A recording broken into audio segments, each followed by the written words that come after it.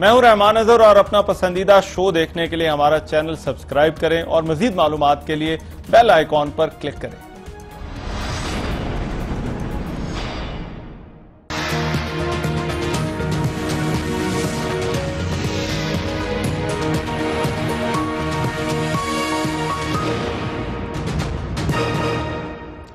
अस्सलाम वालेकुम, आपको आज के प्रोग्राम में खुशामदीद। अपोजिशन एक और एपीसी करने जा रही है। ये एपीसी एक ऐसे माहौल में हो रही है जब फेटफ के मामले पर अपोजिशन मिलकर भी हुकूमती बिलों का रास्ता जो है वो ना रोक सकी।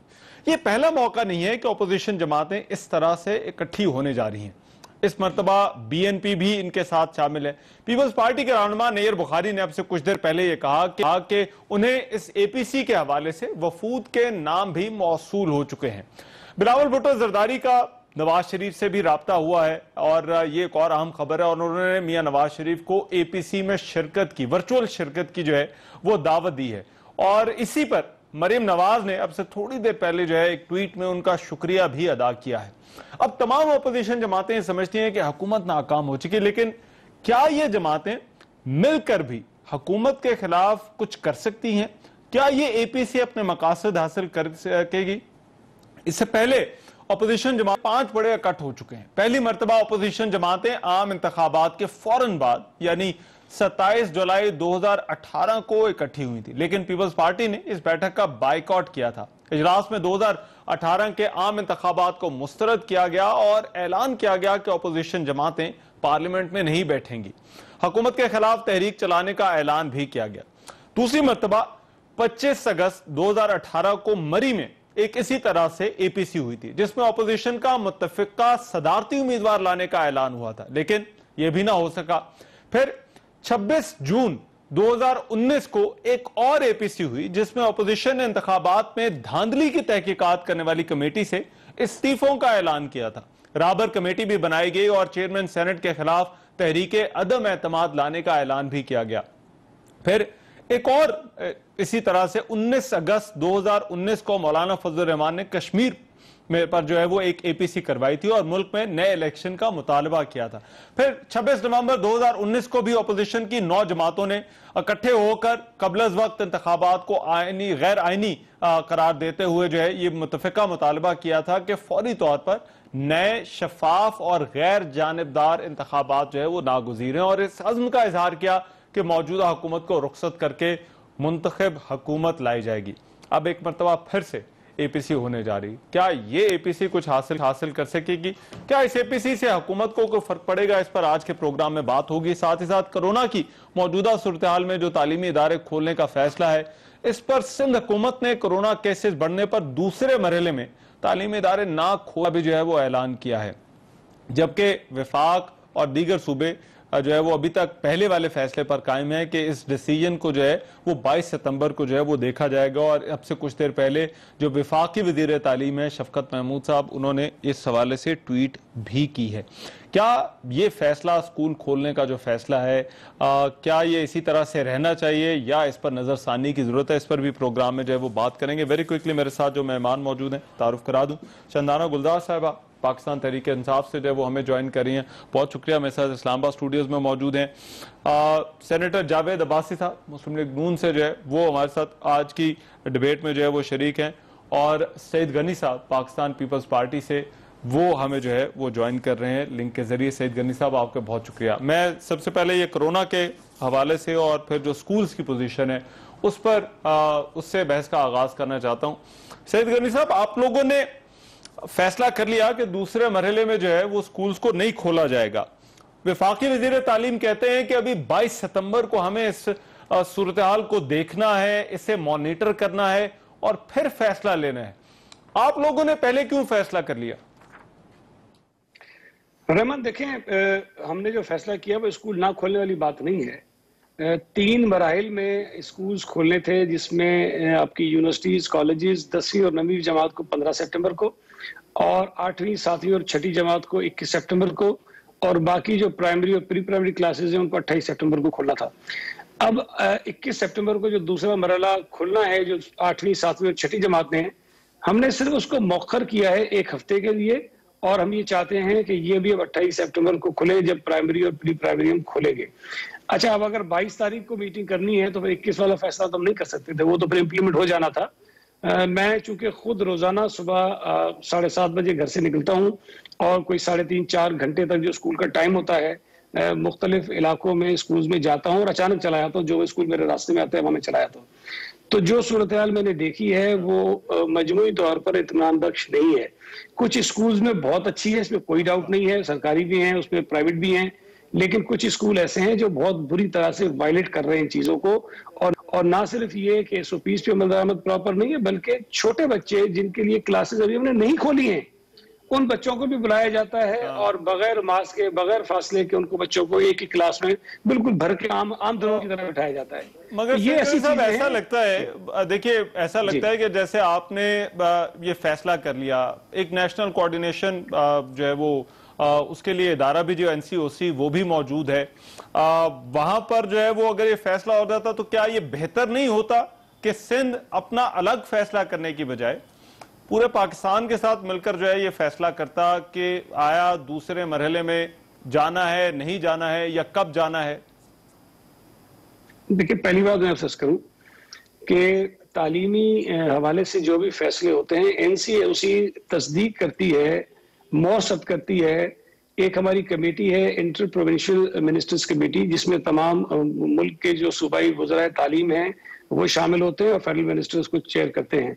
हम फैसले करते हैं, बड़ी मुशावरत से करते हैं, अच्छी तरह से करते हैं, और उसके बाद वो फैसले जो है वो NCOC को भेज दिए जाते हैं। वो उनके ऊपर मोहर सबका देते हैं कि जी ठीक है, इस तरह से हमने करना है। तो NCOC इटसेल्फ खुद कोई फैसला नहीं करती है। मैंने आज प्रेस कॉन्फ्रेंस में भी कहा कि मैं फेडरल मिनिस्टर से गुजारिश करूंगा कि फौरी तौर पर उस कमेटी की मीटिंग बुलाई जाए, और उसके बाद मैंने बात भी की शफकत साहब से। तो अगर 22 को मीटिंग करनी थी NCOC की, तो फिर 21 वाला फैसला तो मैं फिर कह रहा हूँ ना, वो तो हो गया होता इम्प्लीमेंट, वो तो स्कूल खुल जाने थे। अगर हम आज ये महसूस कर रहे हैं कि जब स्कूल में बच्चों की तादाद कम है और उसके ऊपर इम्प्लीमेंटेशन SOPs पर नहीं हो रही, और कल जब मजीद बच्चे आप उन्हीं स्कूलों में भेजोगे तो आप कैसे तवक्को करते हैं कि वो SOPs पर अमल दरामद हो जाएगा? तो एक हफ्ते का टाइम जो हमने बीच में ले लिया, उसका मकसद सिर्फ इतना है कि हम SOPs पर बेहतर तरीके से इम्प्लीमेंटेशन करवा सकें। दूसरी चीज ये है कि हमने 14,500 से ज्यादा टेस्ट जो है वो कल तक किए हैं, उनमें से 3,600 के करीब रिपोर्ट्स आई हैं। 89 टेस्ट जो है, जो केसेस हैं उसमें से निकले हैं, जिसमें स्टूडेंट्स भी हैं, टीचर्स भी हैं और नॉन टीचिंग स्टाफ भी है। 10,500-11,000 रिपोर्ट्स हमारे पास आज आनी है, किसी वक्त आ जाएंगी, और उसमें से अगर ये 2.4% की शरह से लोग आते हैं तो ये तकरीबन 450 के करीब, कोई 400 के करीब लोग बन जाते हैं, जो मैं समझता हूँ कि एक बड़ा तशवीशनाक नंबर है। हमें इस चीज को भी देख रहे हैं, मजीद टेस्ट भी कर रहे हैं, आज भी टेस्ट हुए जिनकी रिपोर्ट्स कल आनी है। तो ये भी हम चाहते हैं कि एक हफ्ते में हमारे सामने पूरा एक डेटा आ जाएगा कि तालीमी इदारों में किस कदर जो है वो कोविड पॉजिटिव टेस्ट आ रहे हैं, रिपोर्ट्स आ रही हैं। तो ये एक सीरियस इशू है, इसमें कोई लड़ाई झगड़े की बात नहीं है, ना हम वफाक से लड़ रहे हैं, ना सुबह से लड़ रहे हैं। हम ये समझते थे कि हमें एक हफ्ता मजीद उसको मौखर करना चाहिए, हमने कर दिया है, और ये बात हम जो मीटिंग हमारी होगी उसमें भी रख देंगे। ठीक है, right, I get your point. मैं शंदाने साहबा वो कह रहे हैं कि सूरत हाल वो इत्मीनान बख्श नहीं देख रहे, स्कूल्स हैं जो कि SOP फॉलो नहीं कर रहे, इस वजह से उनको जो है वो फैसला लेना है। क्या ये बाकी जगहों पर भी ये इसी तरह से जो है वो इस सिचुएशन को, इस पर नजरसानी करने की जरूरत है स्कूलों के हवाले से? शुक्रिया रहमान साहब। आई थिंक ये तो एक नेचुरल, NCOC अभी डिसॉल्व नहीं हुआ, जिस तरह आपने राइटफुली बोला। नेचुरली एक नजर कोविड को हमारा कम हो गया है, खत्म नहीं हुआ। और ये तो आप TV अनाउंसमेंट्स में भी सुनते हैं, टेलीफोन अनाउंसमेंट में भी। असद उमर साहब भी ये कहते हैं, असेंबली में भी स्पीकर साहब ने सेशन का जो आखिरी दिन था, जॉइंट सेशन के नेक्स्ट डे, जिन्होंने मास्क नहीं पहने थे उनको स्पीकर साहब रिमाइंड किया कि मास्क पहने। अब स्कूलों के हवाले से अगर आपको याद है 7 सितंबर को डिसीजन होनी थी कि ICT में और रेस्ट ऑफ पाकिस्तान में स्कूल खुलने के नहीं, लेकिन स्कूल्स यानी कि लोअर मैट्रिक तक एजुकेशन सूबे के पास है। So naturally Sindh is exercising that right, और बिल्कुल सही वो कर रहे हैं। अगर उनको लगता है कि स्कूल्स में केसेस ऑन द राइज हैं या अदरवाइज हैं, तो स्कूल्स वो एक हफ्ता शट डाउन करें, महीना ये उनके यूरिसडिक्शन में है। अच्छा। फेडरेशन ने अभी कोई फैसला नहीं किया, वो भी देखेगा, क्योंकि रिपोर्ट्स आ रही हैं मजीद। इस्लामाबाद में corona cases are on the rise, लेकिन ये याद रहे कि इस्लामाबाद में बहुत सारे लोग KPK से भी आते हैं ट्रीटमेंट के लिए, GB से भी और AJK से भी। स्कूल्स का अभी इतनी रिपोर्ट्स नहीं आई। मैंने कल जो पार्लियामेंट्री सेक्रेटरी हैं वजीह अकरम साहिबा, उनसे भी पूछा कि what are the further plans. कहती अभी कोई प्लान नहीं है, बट अगर हमें कोई अलार्मिंग स्टैटिस्टिक्स आती हैं 300 इज आल्सो इनफ। शफकत महमूद साहब ने तो कहा 22 को जो है वो एनसीओसी बैठेगी और 22 को जो है वो सूरत हाल को जो है वो दोबारा से जो है वो देखा जाएगा कि 23 को जो है वो खुलना है या नहीं खुलना। मगर वो सईद गनी साहब कह रहे हैं कि उन्होंने प्रीएम्प्टिव उन्होंने डिसीजन लिया है कि सूरत हाल अभी जो है वो ठीक नहीं है, तो एक हफ्ता और चाहिए। देखिए कुछ स्कूल ऐसे हैं, फॉर एग्जांपल मेरे नेफ्यूज और नीसेज हैं, उनके स्कूल ने ऑनलाइन की भी फैसिलिटी दी हुई है और जो आना चाहता है आ जाए। तो बहुत सारे private schools in particular, government का मैं नहीं कह सकती, वो ये करते हैं कि वो वेट एंड सी अप्रोच करते हैं। ठीक। So I think we are in a good place right now. And एक चीज मैं एम्फसाइज कर दूं कि अगर इकट्ठे कोई फैसला होना चाहिए। देखिए अगर हर सूबे का मेकअप डिफरेंट है, पंजाब का डिफरेंट होगा, केपीके का डिफरेंट होगा, लेकिन एनसीओसी की जो स्ट्रेंथ है, जो अब तक आप कोरोना कंट्रोल कर पाए हैं, आपके एक शो पे मैंने आके कहा भी था कि एनसीओसी की स्ट्रेंथ यही थी कि national coordination. So I think इंशाल्लाह ये कंट्रोल में हो, अगर स्पाइक होगा भी तो ये नीचे चला जाएगा। ठीक है। अब्बासी साहब, क्या होना चाहिए सर, किस तरह से सिचुएशन को दोबारा से जो है वो देखना चाहिए कि क्या ये फैसला सही है या नहीं, और फिर उस पर आगे कैसे बढ़ना चाहिए? बिस्मिल्लाहिर्रहमानिर्रहीम, बहुत शुक्रिया। देखिए, मैंने सईद गनी साहब को भी सुना और शमदाना गुलजार साहब को भी सुना, दोनों एक ही बात कर रहे हैं और दोनों ने बड़ी अच्छी बात कही है। उन्होंने कहा कि देखें, इसको देखना पड़ेगा, ये बच्चों की जिंदगी का मामला है, ये अच्छी चीज है जो मुख्तलिफ शहरों में, मुख्तलिफ सूबों में इसकी फैलाव जो है वो हो सकता है। तो इसे रोकने के लिए जरूर कोई मैकेनिज्म बनाना पड़ेगा और ये प्रोविंशियल को साथ बिठाकर इसका फैसला करना चाहिए। तो कर भी रहे हैं शायद ऐसा। तो मैं समझता हूँ कि इन दोनों ने जो बात कही है बिल्कुल ठीक है। बच्चों का वक्त भी जाया नहीं होना चाहिए, लेकिन बच्चों की जिंदगियों को भी हम खतरे में नहीं डाल सकते कि उनकी जिंदगियों को खतरे में डाल दिया जाए। तो फिर जरूरी बात है कि आपस में बैठ के मशावरत से स्कूल खोलने चाहिए, SOPs फॉलो करनी चाहिए। आपको तो ये जिम्मेदारी भी लेनी होगी जो स्कूलों के अंदर SOPs खुद फॉलो करवाएंगे। वैसे स्कूल फॉलो नहीं करेंगे, लेकिन ये बड़ा सख्त चेक रखना पड़ेगा, आपको कमेटीज बनाना पड़ेगी, हर दिन की बुनियादों पर चेक रखना चाहिए। तो जहां जहां जरूरत समझते हैं कि स्कूल खोल सकते हैं और SOP फॉलो कर सकते हैं, और चूंकि काफी तालीम जो है उसका यहाँ हो गया बच्चों का, तो उसको आगे तो जरूर ले जाना चाहिए। लेकिन हुकूमतों को ये अख्तियार जरूर देना चाहिए, प्रोविंशियल गवर्नमेंट को, सेंट्रल गवर्नमेंट को भी, कि जहां जहां वो देखें सेफ है वहां जरूर खोले, और जहां वो देखें कि अभी तक खतरात हैं या स्पाइक जो है कोरोना का बढ़ रही है, वहां जरूर वो प्रिकॉशन मेजर भी लें और एक प्रॉपर वक्त में स्कूल को खोलना चाहिए। तो मैं दोनों की इन बातों से पूरी तरह मुतफिक।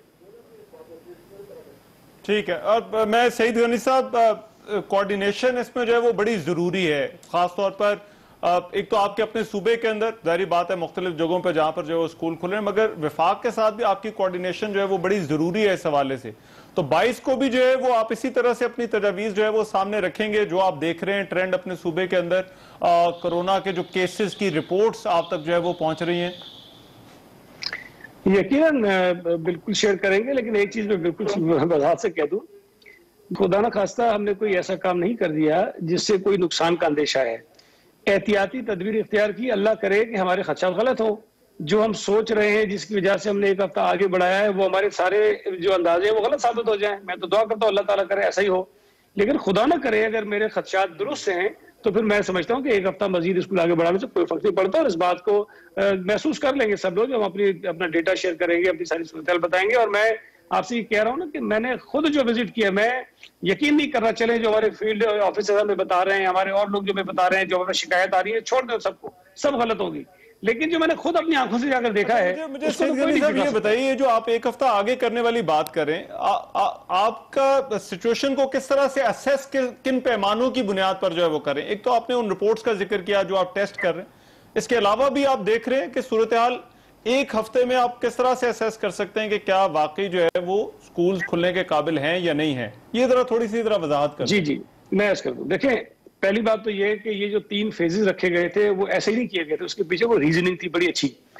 वजह ये थी कि पहले तो बड़ी उम्र के जो बच्चे हैं उनको बुलाया जाए, और दूसरा कि स्कूल में बच्चों की तादाद कम हो, ताकि जो SOPs हैं हम देखें कि उस पर किस कदर अमल दरामद कराना मुमकिन है। चूंकि ये पहले जिंदगी में कभी हुआ नहीं था इस तरह का माहौल, हम पहली दफा करने जा रहे थे। तो कोशिश ये की गई कि जो SOPs बनाई गई हैं वो स्कूल्स उसको अपनाने के आदी हो जाएं और देखें कि वो किस तरह करते हैं। हम एक हफ्ते में देखेंगे, अगर कोई कोताही है, कोई कमी है, जाहिर है कि जब इम्प्लीमेंटेशन होती है तो चीजें सामने आती हैं, तो वो चीजें सामने आना शुरू हुई हैं। अब मैं आपसे सिर्फ ये कह रहा हूं कि अगर आज हमें किसी स्कूल में जो मैट्रिक तक स्कूल है उसमें सिर्फ अगर 2 क्लासों के बच्चे बुलाते हैं और उसके बावजूद भी एसओपीज पर अमल दरामद कराने में नाकाम हुए हैं, तो आप कैसे ये कह सकते हैं कि उसमें 8वीं वाले भी भेज दें, 7वीं वाले भी भेज दें, फिर 5वीं वाले भी भेज दें, 6वीं वाले भी भेज दें, तो फिर उसके बाद अगले एक हफ्ते के बाद हम जाकर पहली जमात से लेकर प्री प्राइमरी से लेकर 10वीं तक भेज देंगे। 100% स्ट्रेंथ के साथ जब बच्चे स्कूल में जाएंगे तो वो स्कूल जो आज 2 क्लासों पर एसओपीज इंप्लीमेंट नहीं करवा पा रहे हैं वो इन 10-12 क्लासों तक कैसे करवाएंगे। तो ये बुनियादी चीज है और एक हफ्ता लेने का मकसद ये है कि जहां जहां गलतियां हो रही हैं उसको दुरुस्त करने के लिए उन्हें भी टाइम मिले और हम मजीद बेहतर तरीके से देख सके, अपने सरकारी स्कूलों को भी देख सके, वहां भी खराबियां हैं उनको भी ठीक करें हम। ठीक है, राइट। मुझे सर एक ब्रेक लेनी है, जरा ब्रेक वापस आएंगे तो एपीसी पर जो है वो बात होगी। हमारे तीनों मेहमान हमारे साथ मौजूद होंगे।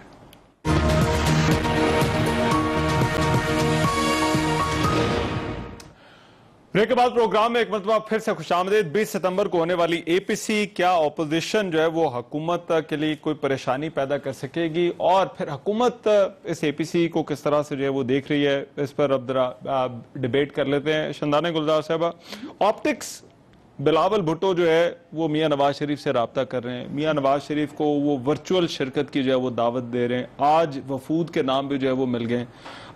ऑप्टिक्स में बिलावल भुट्टो और शहबाज शरीफ जो है वो हमें वो एपीसी जो लॉयर्स की हुई उसमें भी जो है वो पाकिस्तान बार काउंसिल के ज़ेर एहतमाम उसमें इकट्ठे नजर आए, आज भी प्रेस कॉन्फ्रेंस परेशान कर रहे हैं आपको? ओके, 2 पॉइंट ऑफ व्यूज हैं इसमें। एक मेरा, एक पार्टी का तो है एब्सोल्युटली नॉट। आई थिंक जो प्राइम मिनिस्टर की तकरीर थी आखिरी बजट वाले दिन, अगर वो हम सब पाकिस्तानी याद कर ले एटलीस्ट अगले बजट तक जुबानी, जिसमें वजीर आजम ने यह बात कही थी कि -1 की बात कर रहे हैं, अच्छा, या गवर्नमेंट हटाने की, तो कर लेना। अच्छा, यहाँ पे डायनास्टिक पॉलिसीज है नहीं कि मैंने किसी के लिए बचानी है। अगर गलत काम कर रहे हैं तो जाएंगे। अच्छा। या इलेक्शन से पहले ऐसे ही होगा ना। अवाम का प्रेशर कौन विथस्टैंड कर सकता है? अब बात आई एपीसी के जो कन्वीनर्स है, क्या ये अवाम है?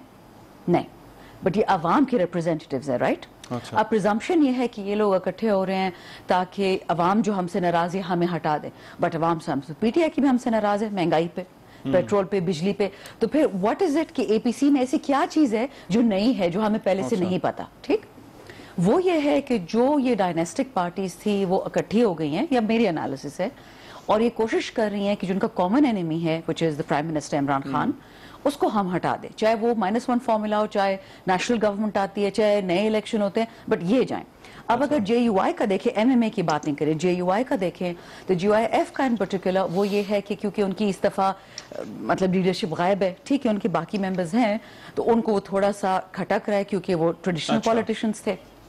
अब यहाँ तक तो बात समझ आती है, इसके बाद बात समझ नहीं आती कि what is the ultimate goal. आपको क्या लगता है कि ये इनका गोल क्या है, ये क्यों इकट्ठे हो रहे हैं? I don't think they know themselves either, frankly. I am not being mean, नहीं पता। I don't think so, I tell you why. अच्छा, देखिए, कश्मीर की बात करें तो समझ आती है, आप बात करें लेट्स से फ्लड्स की तो समझ आती है, आप कोविड की भी बात करें जो हमें नॉन स्टॉप क्रिटिसिज्म कर रहे थे तब भी समझ आती थी कि तो आप इस एपीसी में कोई इशू नहीं देख रही? मुझे तो कुछ नहीं नजर आ रहा। Non issue for me it is, I don't know, मैं फ्यूचर में प्रेडिक्ट कर सकती हूं, बट बेस्ड ऑन फैक्ट्स मुझे नहीं लगता। वो तो हुकूमत तो कह रही है हमें पता ही नहीं है आप क्यों इकट्ठे हो रहे हैं, तो बता दें सर क्यों इकट्ठे हो रहे हैं आप लोग? देखिए, एक रहमान साहब, ये हमेशा होता है कि जब आदमी हुकूमत में होता है तो उसको बहुत सारी चीजों का नहीं पता होता। देखिए, तो मैं शायद इससे इत्तेफाक कर लेता हूँ कि जब आदमी हुकूमत में होती है, पार्टी या जमात होती है, तो वो बहुत सारी चीजें ना समझना चाहता है और ना उसे बाज़ दफा मालूमात भी नहीं होती। देखिए, ये अपोजिशन जमातें जो है इनका सियासी हक है, ये उनको आइन ने हक दिया तो पार्लियामान के अंदर भी, पार्लियामान के बाहर भी इकट्ठे होगा। इस पाकिस्तान को जो बड़े मसाइल दरपेश हैं उनके ऊपर इकट्ठे और इसका हल निकाले और इस हुकूमत को भी बनाए, उसको मजबूर करें। आज जो इकानमी की सिचुएशन है, जो महंगाई की सिचुएशन है, जो गवर्नेंस के इशू है, जो प्राइम मिनिस्टर साहब ने खुद करप्शन के ऊपर कमीशन बनाया, उनकी रिपोर्टें, और फिर एक तरफा एक अकाउंटेबिलिटी, ये सारे वो इशू है जो रियासत पाकिस्तान के सारे अदारे भी और लोग भी फेस कर रहे हैं। और सियासी जमातें जो हैं वो उनके लोग हर जगह पे मौजूद हैं, उन्हें अपने लोगों की नुमाइंदगी करनी है, उन्हें लोगों को मुश्किलात से निकालना है। आप अंदाजा कर लें कि आप जानते हैं, सारा पाकिस्तान जानता है कि महंगाई कहाँ पहुंच गई। देखें, अगर आप ये कहेंगे ये हमारी पॉलिटिकल एक्सरसाइज है, तो क्या बतौर पॉलिटिकल एक्सरसाइज ही बस इस एपीसी को जो है वो फिर देखा जाए? फिर तो वो सही कह रही है कि हुकूमत को फिर कोई परेशानी नहीं है और वैसे अब 5 दफा मैंने जो वो पहले इब्तदाई में बात की, वो 5 दफा आप इकट्ठे हो चुके हैं इसी तरह से। देखिए, तो अगर किसी का ये ख्याल हो कि अब वो काम जो पीआई ने किया था कि वो एक आकर धरना दे दें, हुकूमत को मफलूज करें, सिविल नाफरमानी की तारीख शुरू कर दें, कहें कि हम पीटीवी पे हमला करेंगे, प्राइम मिनिस्टर हाउस पे हमला करेंगे, जोर से निकालेंगे, पार्लियामेंट को नहीं मानेंगे, तो हम कोई गैर आईनी काम करने के लिए बिल्कुल तैयार हैं। आईने पाकिस्तान के अंदर जो हम इख्तियार दिए हुए हैं उसमें कई चीजें ऑप्शन हमारे पास हैं जो हमारी लीडरशिप अभी बैठ कर सारी लीडरशिप पाकिस्तान की डिस्कस करेगी, उसमें जो ऑप्शन भी होगा वो करेंगे जो आइन के अंदर होगा, जो पाकिस्तान की आवाम चाहती है, जो पाकिस्तान के लिए बेहतरी है। लेकिन एक बात आप सब इस बात पर राजी हैं, आप समझते हैं, आपने कई प्रोग्राम किया है कि इस वक्त पाकिस्तान के लोग सख्त मुश्किलात में, बड़े सीरियस गवर्नेंस के इशू हैं, बहुत ज्यादा महंगाई है इस वक्त, बहुत ज्यादा लोग परेशान हैं, बिजनेसमैन परेशान है, इकॉनमी टूटते जा रही है। आप बताते अभी देख लें कि इन्फ्लेशन कहाँ पहुंच गया है, ग्रोथ आप देख लें कि कहाँ है पाकिस्तान की। तो ये वो सूरत हाल है जो बड़ा परेशान कौन सूरत हाल है पाकिस्तान के लिए। हमारा ख्याल था कि शायद 1 साल में ठीक हो जाएगी, कोई 1.5 साल में ठीक हो जाएगी, हर रोज चीजें खराबी की तरफ जा रही है। लिहाजा ये पाकिस्तान की सियासी बड़ी जमातें हैं, वो बैठेंगी, वो समझे कि हुकूमत डिलीवर करने में नाकाम हो रही है और हुकूमत डिलीवर नहीं कर रही है, हुकूमत को बार बार ये मौका दिया गया है। वो पार्लियामान के अंदर भी हम ये दबाव रखेंगे, पार्लियामान के बाहर में भी, और इसी में चूंकि सारी सियासी जमातें, जो कुछ जमातें हैं पार्लियामान में और कुछ शामिल नहीं है, वो सारी सियासी जमातें बैठकर पाकिस्तान के मुस्तकबिल के लिए, पाकिस्तान की बेहतरी के लिए, पाकिस्तान के लोगों की बेहतरी के लिए बैठेंगे। राइट। मैं सईद गनी साहब, पीपल्स पार्टी मेजबानी इस एपीसी की जो है वो कर रही है, क्या अचीव करना चाहती है पीपल्स पार्टी या अपोजिशन जमातें इस एपीसी के तहत? एक बात तो ठीक है, वो अब्बासी साहब की बात है कि एक पॉलिटिकल एक्सरसाइज तो है, मगर क्या ये इससे बढ़कर भी कुछ है? देखिए, एक तो मुझे हैरत भी हुई, मेरी बहन ये कह रही है कि हुकूमत परेशान नहीं है। बिल्कुल सही कह रही है, हुकूमत को कोई परेशानी नहीं होगी, लेकिन इस मुल्क के लोगों को बहुत बड़ी परेशानी है, इसलिए कि मुल्क की मईशत का जो जनाजा इन 2 सालों में निकला है, पिछले 70 सालों में किसी हुकूमत ने इस तरह से हासिल नहीं किया। और जब इनको सपोर्ट भी बहुत सारी मिल रही हो, बहुत सारी चीजें ऐसी हो गई जिससे हमारी मईशत को सपोर्ट मिल सकती थी, जो मिली भी, लेकिन उसका फायदा लोगों तक नहीं पहुंचा। महंगाई वो खुद तस्लीम कर रही हैं कि महंगाई है, जिसकी वजह से इनके अपने वोटर्स भी बहुत परेशान है, और अक्सर वज़रा भी कहते हैं। दवाइयां इन्होंने महंगी कर दी हैं, पेट्रोल डीजल किस तरह कीमतें बढ़ी, वो माफिया के हाथों वो ब्लैकमेल हुए, माफिया के खिलाफ बोलते हैं लेकिन माफिया के इशारों पर भी चलते हैं। जितनी एमनेस्टीज इस हुकूमत ने दी है, माजी में शायरी किसी ने दी है जो कहते थे कि एनआरओ की तो बात बड़ी करते हैं, मैं एनआरओ को जिक्र में लाता हूँ, लेकिन एमनेस्टी के खिलाफ तो थे ना कि ये एमनेस्टी देने वाले चोर होते हैं, डाकू होते हैं और करप्ट होते हैं। वो सब, चाहे इमरान खान साहब खुद, उन्होंने भी लिया, अलीमा बाजी ने भी लिया, फिर उसके बाद इनके साथ चलने वाले तमाम जितने ग्रुप्स थे जिन्होंने सपोर्ट किया, जिन्होंने पीटीआई को फाइनेंस किया, उस सबको उसी तरह की एमनेस्टीज मिली है। पीआईए का पट्टा इन्होंने बिठाया, पता नहीं कितने 260-270 पायलट्स का कहा कि जाली हैं। अब आगे अपनी जो रिपोर्ट आई है उसमें देखेंगे कितने लोगों के लिए कह रहे हैं कि जी जाली निकले हैं। उस एक स्टेटमेंट से गैर जिम्मेदारी का आलम यह था, उन्होंने बिल्कुल दुनिया भर में पीआईए का बेड़ा गर्क किया। ड्यूल नेशनलिटी पर मेरा मौक़िफ़ हमेशा ये रहा कि नहीं, उनको हक होना चाहिए कि उस मुल्क में सियासत करें, उनको हक होना चाहिए कि वो इंतखाबात में हिस्सा लें। मेरा ज़ाती मौक़िफ़ ये रहा है हमेशा से, हालांकि मेरे खानदान में कोई डोनेशन नहीं है, मुझ समेत, मैं ये कहता रहा हूँ। लेकिन इमरान खान साहब क्या कहते रहे वो अब निकालिए, आज वो क्या कहते हैं वो निकालिए। तो खान साहब को तो परेशानी बिल्कुल नहीं इसलिए होती है कि वो कभी कुछ कहते हैं कभी कुछ कहते हैं, इनका जहन बदलता रहता है, इनका मौक़िफ़ बदलता रहता है, तो इनकी अपनी एक सोच है। लेकिन हकीकतन इस मुल्क का हर आदमी, हर तबका परेशान है। चले, कभी अगर नवाज शरीफ की हुकूमत तो कहते थे जी इसमें जो सरमाएदार हैं, जो बिजनेसमैन हैं, जी राइट, मगर मैं परफॉर्मेंस के इश्यूज ठीक है, मगर बहुत सारे लोग ये क्वेश्चन कर रहे हैं कि क्या ये राइट टाइम भी है ऑपोजिशन के इकट्ठे होने का? देखिए, पार्लियामान के अंदर जहां पर तमाम ऑपोजिशन जमातें एक तरफ थी, हुकूमत दूसरी तरफ थी, फिर नंबर्स जो है वो पार्लियामान के अंदर जो है वो पूरे नहीं हुए, हुकूमत के जो फेटफ के बिल थे उसका रास्ता नहीं रोक सके। मैं सिर्फ ये समझना चाह रहा हूं कि क्या ये राइट टाइम है इस एपीसी का जिस वक्त इसको जो है वो बुलाया जा रहा है? देखिए रहमान, मैं समझता हूं कि मैं तो बाकी कराची बैठ गए हूं, इस्लामाबाद आना कम होता है, लेकिन आप इस्लामाबाद बैठे हैं। हाँ। आपको ये नहीं पता कि ये नंबर अपने कैसे पूरे करते हैं और दूसरों के कैसे कम कराते हैं? ये पसे पर्दा अगर इनके जो ताकतें हैं अगर जोर ना लगाएं तो ये तो 1 महीना हुकूमत नहीं खड़ी होने वाली। इनके अपने लोग इनके खिलाफ सारी जो है ना वो आ जाएंगे, शायद वोट ऑफ नो कॉन्फ्रेंस भी लेकर आ जाए और सारी की तहरीकें भी नाकाम होना शुरू हो जाएंगी, कौमी असेंबली से भी, नेशनल असेंबली से। ये तो जिस तरह ताकतें लगाते हैं, दुनिया जान की ताकतें इकट्ठी करके सबके पीछे लग जाते हैं। अब ये रिकॉर्ड पे आ रही है, लोगों को फोन आते हैं, लोगों को धमकियां मिलती हैं, इनके अपने लोगों को भी और अपोजिशन के लोगों को भी। इस तरह करके अगर पार्लियामेंट से आपने लेजिस्लेशन करवानी है तो फिर करवाते ना, इस तरह की कानून साजी तो नहीं होती है ना। ये तो आप पता नहीं क्या कर रहे हैं इस मुल्क के अंदर, बाकी कानून साजी नहीं है। दूसरी मैं आपको एक चीज बताऊं, आप मुझे ये बताइए, आप इस्लामाबाद में बैठे हैं, आपको पता है कि बारिशों से सिंध में कितना नुकसान हुआ है? नहीं पता होगा आपको, इसलिए कि हुकूमत भी इसमें बात नहीं करती है।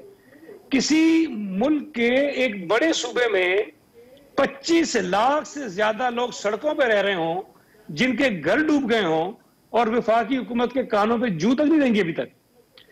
10 लाख से ज्यादा एकड़ पर जो जरिए हमारी काश्त थी वो तबाह हो गई हो, और वफाकी हुकूमत को पता ही नहीं है ना परेशानी, इनको ऐलान ही नहीं करते, बात ही नहीं करते, जिक्र ही नहीं करते हैं, असेंबली में बात नहीं करते, उनके लिए कोई रिलीफ पैकेज अनाउंस नहीं करते हैं।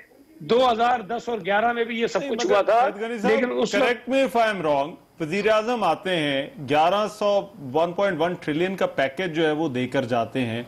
वफाक की दिलचस्पी जो रही है बारिशों के बाद, जो इन्वॉल्वमेंट रही है, क्या आपको लगता है कि वो भी काफी नहीं है? मुझे बता देना बारिश मुतासिर के लिए क्या किया है। पैकेज पे बाद में बात आपसे करूंगा, लेकिन मुझे बताइए कि जो सूबा सिंध के 25 लाख लोग जो मुतासिर हैं, उनके लिए अभी तक हुकूमत ने किया क्या है? मुझे कोई एक चीज बता दीजिए कि ये ऐलान किया है और ये प्लान है उनका। चीफ मिनिस्टर साहब ने गुजारिश की वजीर आजम से और उन्होंने माना कि हाँ ये इतनी अच्छा, आपने बता दिया कि इतनी चीजें हुई हैं, तो ये अच्छी बात है। लेकिन सिर्फ ये अच्छा कह देने से तो कुछ नहीं होता ना, उस बात को भी 15-20 दिन गुजर गए हैं। और मैं तो ये कह रहा हूं कि फेडरल गवर्नमेंट है यार, वो ठीक है, आपको लगता होगा पीपल्स पार्टी के वोटर है, वो साथ पाकिस्तानी भी हैं। आपकी फेडरल गवर्नमेंट के ऊपर सिर्फ पीटीआई के लोगों का हक नहीं है, सिर्फ किसी एक सूबे के लोगों का हक नहीं है, सूबा सिंध के लोगों का भी उतना ही हक है जितना केपी का पंजाब के लोगों का। वो क्या किया है वफाक ने कराची में जो बारिशों से लोग जो है मुतासिर हुए? मुझे कराची की बारिशों की बात मैं नहीं कर रहा है, क्या किया है वफाक ने?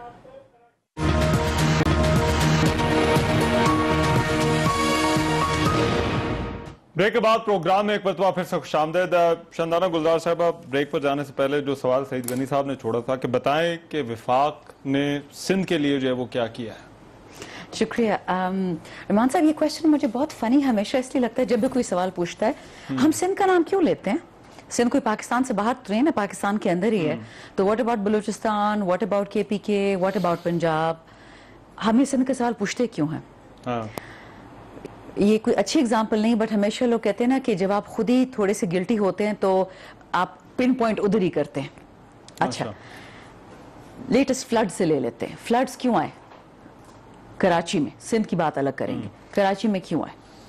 12 साल से है एक हुकूमत इन प्लेस है, ठीक, और 20 साल पहले वर्ल्ड बैंक आपको बताती है, यूनाइटेड नेशंस आपको बताती है, अक़वाम मुत्तहिदा, कि पाकिस्तान बारिश और क्लाइमेट चेंज की वजह से दुनिया में नंबर 8 पे है मोस्ट वनरेबल कंट्रीज में। ठीक है, चले, मैं पीपल्स पार्टी PMLN 10 साल की हुकूमत की बात ही नहीं करती, मैं 40 साल इंक्लूडिंग जनरल मुशर्रफ की बात करती हूँ, इंक्लूडिंग जनरल ज़ियाउल हक।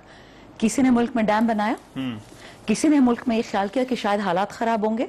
जब UN की प्रेडिक्शंस अक़वाम मुत्तहिदा की आई और वर्ल्ड बैंक, वो तो PTI का हिस्सा नहीं है, किसी ने उस पर काम किया? अच्छा, अब जब नहीं हुआ, अब जब वो दूसरा, वो जो मैं जरा APC पे जरा वापस आना चाहता हूँ, वो उन्होंने कहा कि जो पार्लियामान के अंदर जो कुछ हुआ ये उतना मानी नहीं रखता, और ये शायद जो हकीकत है उसको उस तरह से जाहिर नहीं कर रहा, क्योंकि मेंबरान आपने जो है वो ऐसा लगता है कि जैसे जो है वो जोर जबरदस्ती से जो है वो नंबर अपने पूरे किए हैं या बिल पास करवाए। देखें, 16 लोग हमारे नहीं थे, ठीक है, तो अगर जोर जबरदस्ती की बात होती तो डंडे के जोर से हमारे 16 लोग होते, नहीं 19 लोग बल्कि हमारे नहीं थे, ठीक। अब वो किधर गए? कोई बीमार होगा, कोई खफा होगा, कुछ क्या होगा, कोई जोर दे रहा होगा हमें। लेकिन अगर ये जो उन्होंने स्टेटमेंट कही कि हम सारे पाकिस्तान का जोर इकट्ठा करके इनके मेंबर्स को डरा धमका रहे हैं, तो दो बातें हो सकती हैं। नंबर 1, इनके मेंबर्स में कोई मॉरल स्ट्रेंथ नहीं है कि वो किसी से भी डर सकते हैं, उनको अपनी सीट या पोजीशन प्यारी है, या इनके मेंबर्स वो गिल्टी हैं और वो छुपते फिरते हैं प्रिजर्वेशन ऑफ पावर के लिए। इन दोनों में से एक होगा। जब आप स्ट्रांग होते हैं और जब आप सिवाय खुदा के किसी से नहीं डरते, आप अपने मौकफ के लिए लड़ते हैं। ठीक है, ठीक, राइट। मैं बासी साहब, ये जरा ये जो पॉइंट उन्होंने रेज किया, अब ये खैर दूसरी मर्तबा आपके साथ हुआ है, चेयरमैन सेनेट वाले मामले पर जो कुछ हुआ था वो भी हमारे सामने, बट एक और चीज जो मुतबादिल आप लोगों के पास है कुछ, देखिए मौलाना फजल रहमान जो है वो सड़कों पर आए तो ऐसा लगता है कि अपोजिशन ने सड़कों पर आकर भी देख लिया। पार्लियामान के अंदर या इन हाउस की जो बात की जाती है और कहा जाता था कि अब बीएनपी भी हमारे साथ आ गई है, बाकी इत्तेहादी भी जो है वो लड़खड़ा रहे हैं, मगर फिर जब नंबर्स की बात आती है तो सर पार्लियामान का मुश्तरका इजलास जो है वो हमारे सामने आ जाता है। मुतबादिल क्या कोई आपकी नजर में है इस वक्त अपोजिशन के पास?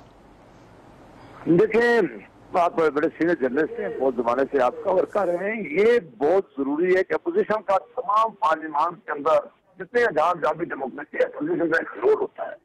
अपोजिशन मामला डिबेट करती है, हुकूमत की तवज्जो दिलाती है, एग्जीक्यूटिव की नाकामियां बताती है, एग्जीक्यूटिव को रास्ता लाने की कोशिश करती है। जो पाकिस्तान या पाकिस्तान के अलावा ममालिक में डेमोक्रेसी है, वो जो बड़े इशू होते हैं वो हाईलाइट करती है, अवाम में लेके जाती है, अवाम को साथ रखती है। ये हमारा ये अपोजिशन का हक है, ये आईनी हक है, इसीलिए तो अपोजिशन होती है।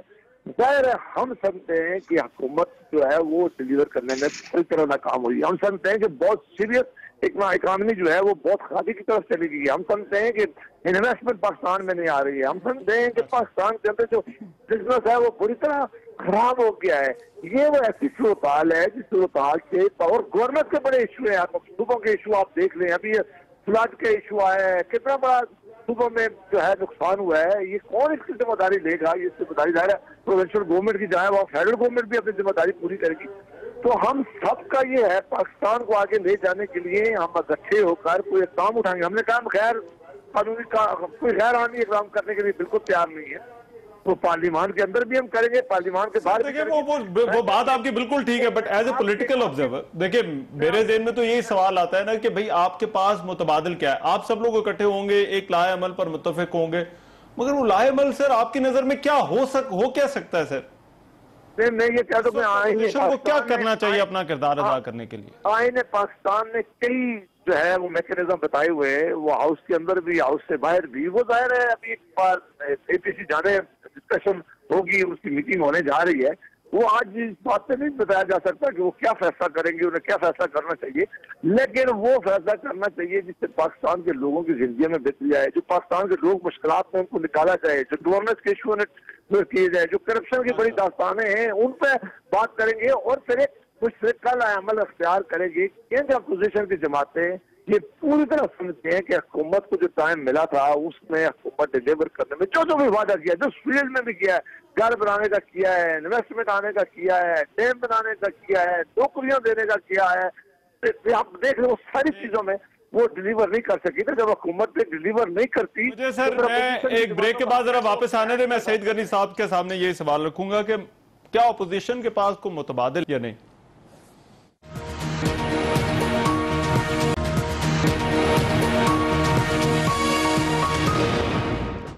ब्रेक के बाद प्रोग्राम में एक मरतबा फिर से खुशामदीद। सईद गनी साहब, बहस को समेटना है, मुतबादिल आपको लगता है अपोजिशन के पास कुछ है? जब ये कहा जाता है कि अब ये हुकूमत नहीं चल सकती, जो है वो अब इस हुकूमत को जो है वो घर जाना होगा, इसके बड़े सीरियस परफॉर्मेंस के इश्यूज हैं, तो जो ब्रेक पर जाने से पहले बात हो रही थी कि सड़कों पर आकर भी देख चुके हैं, पार्लियामान के अंदर जो कुछ होता है वो भी आपके सामने, तो फिर मुतबादिल क्या है सर?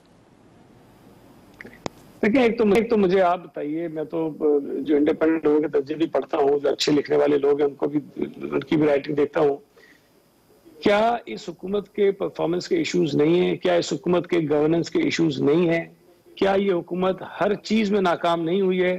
सिवाय ये जो करंट डेफिसिट होता है उसके अलावा कोई और चीज बताते हैं कि हमने किया, उसकी भी वजूहत क्या है वो आपको पता है कि किस तरह उसको उन्होंने कवर किया। चले एक अच्छा काम किया, उसकी वजूहत में मैं नहीं जाता। उसके अलावा कोई एक शोबा मुझे बता दीजिए जिसमें उनका सक्सेस हो। ऐलानात बहुत बड़े हैं, हर चीज में फेलियर है। जहां तक आपने अल्टरनेट की बात की, मैं ये समझता हूं कि इस हुकूमत की नाकामी को देखते हुए हर चीज इनसे बेहतर है। कोई जमात आ जाए, कोई शख्स आ जाए, कोई फर्द आ जाए पार्लियामेंट के अंदर, आईनी, मैं ये गैर आईनी की तरफ न ले जाएगा, आईनी तब्दीली जिस भी तरह की हो, कोई भी मुतबादिल होगा इनसे ज्यादा बेहतर होगा, इनसे ज्यादा बेहतर काम कर सकेगा। इससे ज्यादा मैं समझता हूं कि बुरी हुकूमत पाकिस्तान की तारीख में कोई नहीं आई है।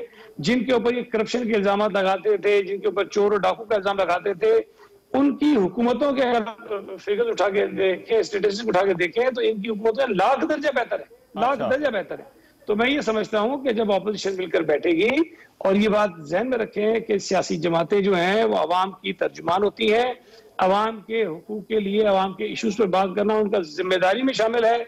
अगर हम अवाम के साथ नहीं खड़े होंगे, उनके मसाइल पे बात नहीं करेंगे, तो मैं समझता हूँ कि हम अपने बुनियादी जिम्मेदारियों से नाराज करेंगे। मगर आप ये कह रहे हैं कि जो भी रास्ता तय होगा वो आईनी होगा, राइट? अच्छा, शंदाना साहब, जो भी रास्ता होगा वो आईनी होगा। देखिए, अगर आईनी रास्ता दोनों पार्टी, सारी पार्टीज मिलके भी करें, उससे तहरीक इंसाफ को कोई मसला नहीं है। मैं शुरू में भी बोला, बाद में भी बोला, ना हमें साइकोलॉजिकल डर है, ना कॉन्स्टिट्यूशनल डर है। जो कॉन्स्टिट्यूशन के अंदर, आइन के अंदर रहते हुए करेंगे, हक है। प्राइम मिनिस्टर ने उस दिन यही कहा उस दिन कि देखिए, हम ऑपोजिशन के साथ हर बात पे बैठने को तैयार है सिवाय करप्शन के। करप्शन में there is absolutely no two ways. अगर मुल्क से चोरी हुई है, उसका हिसाब होगा, चाहे वो नाब रहती है नाब नहीं रहती। चलो, मुझे फाइनल कमेंट लेने दें अब्बासी साहब से। जी Abbasi sahab, your final comment. जी हेलो जी Abbasi sahab, your final comment sir. देखिए, मैं फिर कह रहा हूँ कि मैं ये कह रहा हूँ कि ये एपीसी, पहली एपीसी से कोई मुख्तलिफ आपको नजर आ रही है? देखिए, सियासी जद्दोजहद है। ये कुछ सियासी जद्दोजहद एक दिन के लिए नहीं होती, एक महीने के लिए नहीं होती, कोई एक मीटिंग के लिए नहीं होती कि एक मीटिंग में फैसला हो जाए। इसमें पार्लियामान का सेशन होता है, पहले सेशन पे सारी चीजें हम 7 साल जद्दोजहद कर रहे हैं। हम 7 साल हुकूमत को दबाव डाल रहे थे कि हुकूमत वो काम करे, होश के नाखन ले, पाकिस्तान के लोगों के लिए बेहतरी करे, पाकिस्तान के अवाम जिस वक्त मुश्किलात थे उनको मुश्किलात में निकाले। हमने इस मैंडेट को माना है या नहीं माना, फिर भी हमने इनको मौका दिया है। लेकिन अगर ये कोई डिलीवर नहीं करेंगे, अगर नाकामी हर तरफ होगी, फिर हमें कोई ना कोई इकदाम करने पड़ेंगे। लेकिन फिर मैं दोहराता हूँ कि हम वो कार इकदाम करेंगे को आइन जिसकी इजाजत देता है, जिसके लिए जमहूरियत को। ठीक है, बहुत शुक्रिया जावेद अब्बासी साहब, आपका बहुत शुक्रिया, और शंदाना गुलजार साहब आपका बहुत शुक्रिया। आज के प्रोग्राम से इतना, इजाजत दीजिए, अल्लाह ने के बाद।